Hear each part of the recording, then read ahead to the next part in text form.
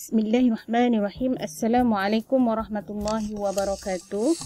Alhamdulillah, anak-anak murid yang cikgu kasih sekalian, hari ini bertemu lagi kita dalam pelajaran ibadat.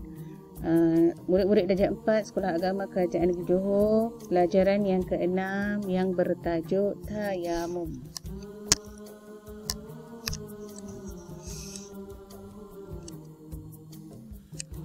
Baik, cuba lihat gambar tu. Itu gambar bagaimana kita melakukan tayamum.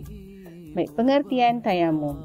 Tayamum dari segi bahasa bererti tujuan. Tujuan pada syarak adalah menyapu debu tanah yang suci ke muka dan dua tangan beserta niat dengan cara yang tertentu. Baik, cikgu ulang semula. Pada syarak adalah menyapu debu tanah yang suci ke muka dan dua tangan berserta niat dengan cara yang tertentu. Baik, dari segi maksud tu kita dah tahu dia sebut muka dan dua tangan. Baik, seterusnya kita lihat syarat harus tayamum. Okey, syarat harus tayamum. Yang pertama, uzur. Sama ada disebabkan oleh musafir atau sakit. Keuzuran maksudnya uzur tu dia ada kelonggaran lah. Disebabkan musafir atau sakit. Jadi dia bagi Allah Ta'ala bagi rukhsah untuk kita memudahkan.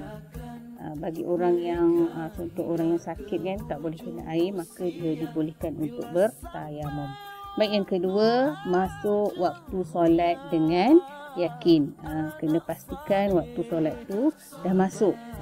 Okey, barulah kita boleh bertayamum. Yang ketiga, ketiadaan air dan telah mencari air di tempat tinggal dan jiran-jirannya. Maksudnya air dah tak ada langsung lah. Okey. Kemudian dia dah berusaha untuk mencari air di kawasan tempat tinggalnya dan dia juga telah mencari air di kawasan kejiranan jiran-jirannya. Okey. Seterusnya yang keempat, uzur menggunakan air. Yang kelima, berhajat untuk menggunakan air untuk binatang yang dihormati atau untuk dirinya. Maksudnya air tu sedikit lah. Jadi air tu cukup-cukup untuk digunakan untuk binatang. Okey, untuk minum binatang yang dihormati dan atau untuk keperluan dirinya untuk diminum. Jadi air itu tak cukup untuk ambil wuduk. Yang keenam, menggunakan tanah yang suci dan mempunyai debu serta tidak pernah digunakan bertayamum dengannya. Okey, semua jenis tanah walaupun tanah ubat seperti batu kawi ke, okey, setelah ditumbukkannya atau dibakar selagi tidak menjadi abu. Jadi segala jenis tanah yang suci boleh kita gunakan untuk bertayamum. Tapi sekiranya tanah kita tu bercampur dengan kapur atau seumpamanya, tidak sah tayamum kita. Jadi kena pastikan tanah tu tanah yang betul-betul suci. Okey, tanah yang tidak bercampur dengan benda-benda yang lain yang boleh menyebabkan tayamum kita tidak sah.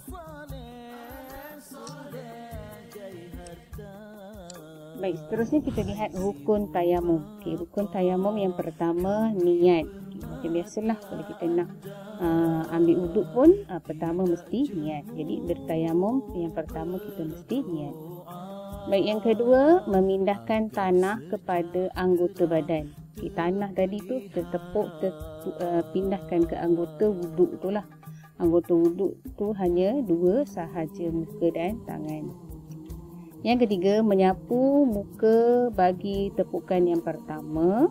Okay, dah tepuk pertama, kita sapu kat bahagian muka. Kemudian menyapu kedua tangan serta kedua siku bagi tepukan kedua.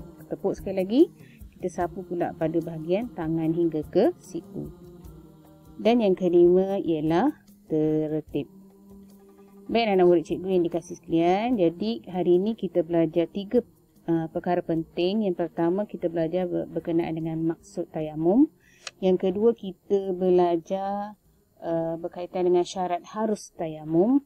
Dan yang ketiga, kita belajar rukun tayamum. InsyaAllah kita akan bertemu lagi pada pelajaran yang akan datang. Oleh itu, Cikgu akhir dengan Assalamualaikum warahmatullahi wabarakatuh.